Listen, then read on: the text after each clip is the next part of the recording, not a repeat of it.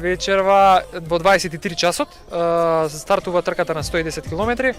Таа е прилично тешка трка, единствена во Македонија, оди се наречена, ја нарековме Крали Марко Ултра Трейл, и оди до врвот Трескавец, оди до врвот Козјак, оди до Небрегово преку Мукос, така да имаат една прилично интересна и доста тешка патека на преварувачите. Околу 50 ни се пријавени, стартуваат вечера во 23, имаат 30 часа временски лимит да ја завршат. Тоа значи дека ние сме тука активни до недела утрото во 5 часот. Ги чекаме доколку има некој што е се уште на патеката да финишира. Покрај оваа трка, утре во 8 часот ни стартуваат трката на 65 км. Таму имаме околу 60 на пријавено учесници. И во 10 часот ни стартуваат на 16 и на 31. Трескавец трейл и Камена баба трейл. Тие се најмасовните трки и собираат негде околу 300 и нешто луѓе. Најдобри стрчања 110 на Истра за 15 часа.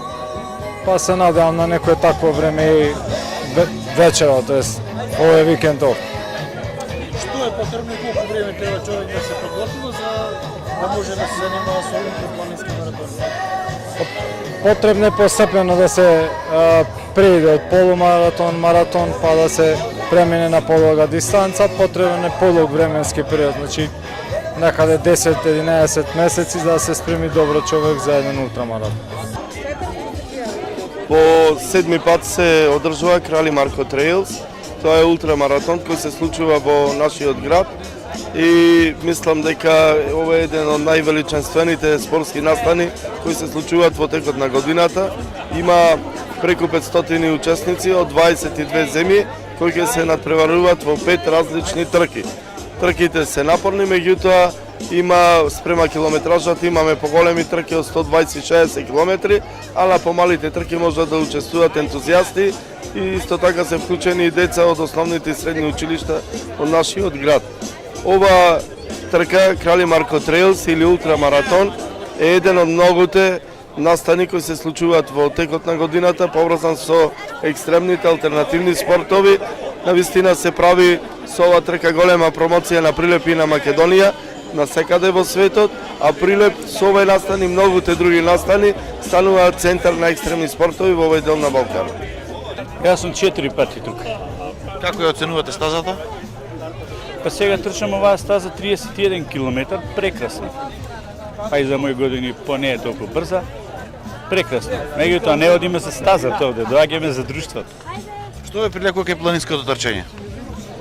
Не можеш да се измориш и секогаш е различно. Нема кругови. Природата ти дава сила. Тоа ме влече. Ја сакам атлетиката и така. Ме привлекува. Ја сакам атлетскиот спорт, го сакам. Трчањето посебно. Трчањето и планинското трчање се малку различни. Што е разликата? Разликата е што е поатрактивно планинското. Поголем напор малце се вложува и така. Иначе нема големи разлики. Атлетика си атлетика. И планинска и по нормално, порамно. Кај што се трча. Сега зависи од дистанциите, од далечините. 21, 31, 16, 10, 40 зависи. Секоја далечина е различна.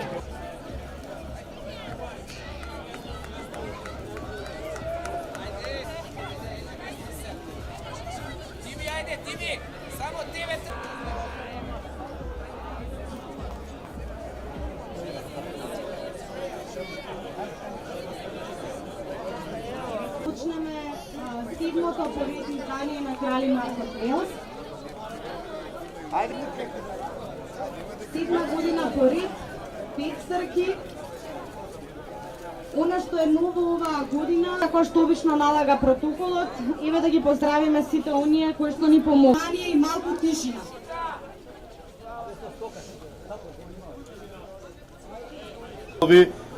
На Македонија најстариот дел од градот, тоа е Варош под Марковите кули. Фактички и сама Would ask you if we can, with 1 minute silence, give a respect. Just a minute here. Today here with us was supposed to be our very good friend Ивица. Значи еве и на македонски денес до Трекс невладината Мак Петрол и локалната самоуправа кои традиционално секоја година